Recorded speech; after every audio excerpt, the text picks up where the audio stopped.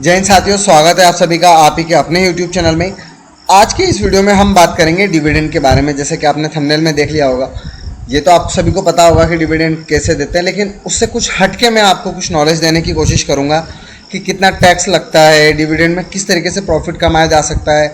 अगर आप ट्रेडिंग नहीं कर रहे हैं तो किस तरीके से डिविडेंड वाले स्टॉक्स को ले लें, कौन से स्टॉक्स में आपको इन्वेस्टमेंट करना चाहिए, बहुत सारी बातें करेंगे मैं आज के इस वीडियो में। जी हाँ साथियों, तो सबसे पहले अगर हम बात करें जैसे कि डिविडेंड में जो मेन चीज़ होती है कि स्टॉक्स में, क्योंकि जब हम मार्केट बियर है बुल है, बहुत सारी चीज़ें मार्केट में डिपेंड करती है, तो डिविडेंड वाले शेयर को बाय करने के पहले कौन सी डेट के पहले बाय करें, कब उसमें से निकल जाएं, बहुत सारी चीज़ों का हमें छोटी छोटी चीज़ों का ध्यान रखना होता है। या हमें लॉन्ग टर्म के व्यू से रखना चाहिए या फिर मिड टर्म के लिए, किस तरीके से आपका जो प्रोस्पेक्टिव है उसके ऊपर मैं आपको इस वीडियो में नॉलेज देने की कोशिश करूंगा। अगर आप लॉन्ग टर्म इन्वेस्टमेंट करते हैं तब तो बहुत अच्छा है। अगर आप मिड टर्म के लिए लेते हैं कि जैसे 1-2 महीने के लिए, 15 दिन के लिए, या फिर डिविडेंड मिलने के बाद आप बेचना चाहते हैं, तो ऐसे स्टॉक्स का चयन कैसे करें उसी के ऊपर इस वीडियो में हम बहुत सारी बातें आपके साथ करेंगे। तो चलिए शुरू करते हैं डिविडेंड के ऊपर बातें। डिविडेंड क्या होता है? ऑलमोस्ट जब कोई कंपनी होती है तो अपने जो शेयर धारक होते हैं, जिसमें कंपनी के जो स्टॉक्स है जो हमने बाय कर रखे हैं, उन्हें अपने प्रॉफिट का कुछ हिस्सा देती रहती है, राइट। तो उन्हें डिविडेंड के रूप में देती है। यानी जिस कंपनी के पास कैश की कमी नहीं है, प्रॉफिट अच्छा है, वही कंपनी डिविडेंड देती है। लेकिन ऐसा नहीं है, कुछ लॉस मेकिंग कंपनीज भी प्रॉफिट डिविडेंड देती हैं अपने स्टॉक्स में अपने शेयरधारकों के बने रहने के लिए लंबे समय तक, राइट। तो अगर आप ये सोच रहे हैं कि सिर्फ और सिर्फ प्रॉफिट मेकिंग कंपनी ही डिविडेंड देती है, ऐसा नहीं है। बहुत सारी इसके ऊपर हम और आगे चर्चा करेंगे, राइट। यानी डिविडेंड का मतलब हिंदी में अगर कहा जाए तो लाभांश, लाभ का कुछ अंश कंपनियां अपने शेयरधारकों को देती हैं। और रही बात इसका कैलकुलेशन कैसे किया जाता है, हर कंपनी का क्या होता है, एक फेयर वैल्यू होती है और इस फेयर वैल्यू के आधार पर ही कंपनी डिविडेंड घोषित करती है। और डिविडेंड देता कौन है? डिविडेंड कंपनी की बोर्ड ऑफ जो डायरेक्टर्स की मीटिंग्स होती है, जो उसमें प्रोमोटर्स होते हैं, उनके द्वारा डिसाइड किया जाता है। यहाँ पे एग्जांपल दिया है, मैं उसके ऊपर बात नहीं करूँगा। डिविडेंड ऑलमोस्ट 6 प्रकार के होते हैं, जिनमें से सबसे ज़्यादा जो प्रचलित है वो है cash dividend and special dividend. Cash dividend में भी 2 प्रकार के होते हैं, एक इंटरिम डिविडेंड होता है, एक फाइनल डिविडेंड होता है। इंटरिम डिविडेंड क्या होता है? जब भी कोई कंपनी अपने वित्तीय वर्ष यानी जैसे कि मार्च के पहले, जनवरी, दिसंबर, अक्टूबर, कभी भी इंटरिम डिविडेंड दे देती है अपने प्रॉफिट का, उसे इंटरिम डिविडेंड जो घोषणा करती है उसे इंटरिम डिविडेंड कहते हैं। फाइनल डिविडेंड जो अपना फाइनेंशियल ईयर्स के बाद जो प्रॉफिट्स बचते हैं उसमें से जो डिविडेंड देती है उसे फाइनल डिविडेंड कहा जाता है, राइट। अब इसके सिवा और भी होते हैं, जैसे स्टॉक्स डिविडेंड होती है, जैसे कि अभी टाटा ने बायबैक किया था, 1 के बदले 6, IRCTC ने दिया था, राइट। एसेट डिविडेंड भी होता है, स्क्रिप डिविडेंड। एसेट डिविडेंड क्या होता है कि कंपनी अपने कुछ चलाचल जो संपत्ति होती है उसमें से कुछ हिस्सा या कहीं पे ऐसा शो कर देती है कि ये हमारे इसके लिए, जैसे टाटा वाले अपने हॉस्पिटल्स में अपने शेयरधारकों को, जैसे LIC ने अभी अपने इनको वो दिया था अपनी पॉलिसी धारकों को, तो ये भी एक तरीके से संपत्ति में लाभांश देना। स्क्रिप डिविडेंड भी होता है जो फ्यूचर में प्रॉफिट करने का वादा, जैसे जब रिलायंस सबसे पहले आया था मार्केट में तो धीरूभाई अंबानी ने अपने शेयरधारकों के साथ प्रॉमिस किया था कि हम फ्यूचर में आपको डिविडेंड देंगे, राइट।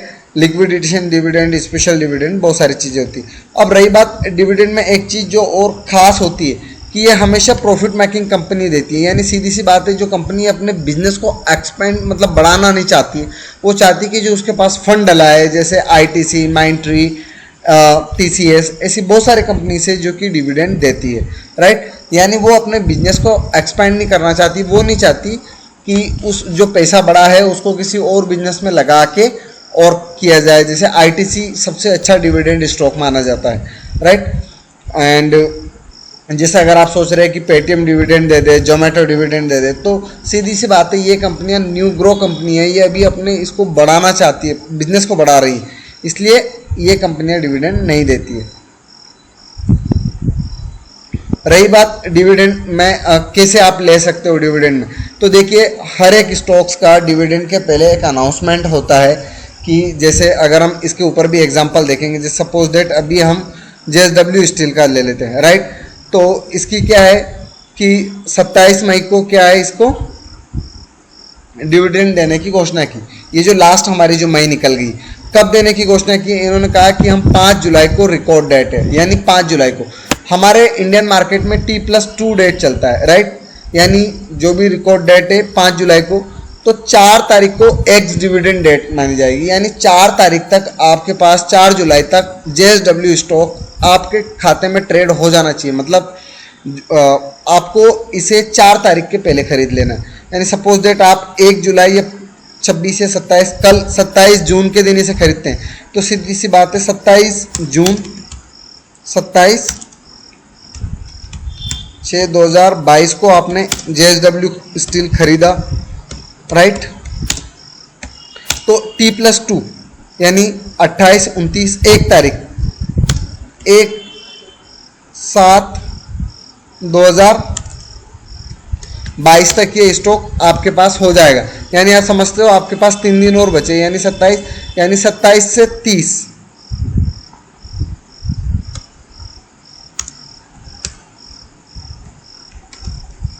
30 जून 2020 के बीच में आप ये स्टॉक खरीद सकते हो, ताकि आपको इसमें डिविडेंड मिल सके, राइट। अब इसके ऊपर और डिटेल से बात करते हैं कि क्या होता है जब कंपनी एक अनाउंसमेंट डेट करती है, एक्स डिविडेंड डेट, यानी कि रिकॉर्ड डेट के पहले, कि भैया 25 तारीख को हम, ये मैंने आपको पूरा डिटेल में समझा दिया, राइट। कि जैसे 4 जुलाई के दिन 4 जुलाई के दिन हमें क्या है, JSW स्टील का रिकॉर्ड डेट है ऐसा। तो एक्स डिविडेंड डेट जो होती है वो होती है किसी प्राप्त करना चाहते हैं स्टॉक्स को, उसके पहले खरीद लेना, एक्स डिविडेंड डेट के पहले। और इसके अमूमन 1 या 2 दिन बाद रिकॉर्ड डेट होती है, और इसके बाद होता है पेमेंट डेट, यानी उस तारीख के दिन शेयर होल्डर्स का डिविडेंड का भुगतान किया जाएगा। अब भुगतान कैसे किया जाता है, डायरेक्टली आपके डीमेट अकाउंट में आपका पैसा डाल दिया जाता है, जो मैं पढ़ा रहा हूँ ना, कैश डिविडेंड, यानी कैश आपको मिल जाएगा। जैसे JSW स्टील ने आपको कितना दिया, जो भी उसका परसेंटेज दिया, सपोज दैट 20% दिया, यानी JSW स्टील का जो भी प्राइस है उसका जो भी 2 रुपये 5 रुपये जो भी दिया, तो उस हिसाब से अगर आपके पास 100 शेयर पड़े तो 100 × 2, यानी जो भी इसका पैसा होगा वो आपके खाते में डायरेक्टली चले जाएगा। उसके लिए आप जो भी आपका डीमेट अकाउंटर अगर नहीं खोला है तो डिस्क्रिप्शन में लिंक दिए है, आप स्टॉक्स का, LISW का एंड जेरोदा का आप खोल सकते हैं वहाँ से। और आपको उसके भी मेरे लिंक के थ्रू खोलेंगे तो आपको बहुत सारे आने वाले वेबिनार्स में फ्री में मेरे द्वारा सिखाया जाएगा, राइट। और भी कंटिन्यूसली मैं डिविडेंड के ऊपर, स्टॉक्स के ऊपर बनाता रहता हूँ, उसके बेनिफिट्स आपको मिल जाएंगे। क्या डिविडेंड पे टैक्स मिलता है? जी बिल्कुल। अगर आप डिविडेंड पे 5,000 या इससे अधिक का प्राप्त करते हैं तो आपको 10% की दर से TDS काटा जाता है, राइट। और वो आपका कैलकुलेशन होता है। तो ये हो गए डिविडेंड के ऊपर बातें, राइट। तो यानी सीधी सी बात है, डिविडेंड एक बहुत अच्छी चीज़ है। आप मंथली अपने स्टॉक्स में कुछ अमाउंट, कुछ इसका प्रॉफिट लगाकर, कुछ परसेंटेज के स्टॉक्स खरीद कर आप पर मंथली, ईयरली। और दूसरी चीज़ क्या हमेशा अनाउंस करती है? नहीं, ऐसा फिक्स नहीं है कि कंपनी आपको हमेशा अनाउंस करके, कभी कभी कंपनी जब उनकी मर्जी होती है तब बोर्ड की मीटिंग अनाउंस करके स्टॉक्स को दे देती है, राइट, डिविडेंड दे देती है। दूसरी चीज़, अगर डिविडेंड में एक चीज़ और बात की जाए आपकी, तो डिविडेंड 2 या 3 प्रकार के होता है। एक इंटरिम डिविडेंड होता है, एक फाइनल डिविडेंड होता है, और एक स्पेशल डिविडेंड भी होता है, राइट। यानी बोर्ड ऑफ मीटिंग्स जो अपना प्रॉफिट्स है वो कभी भी अपने शेयर धारकों को दे देती है।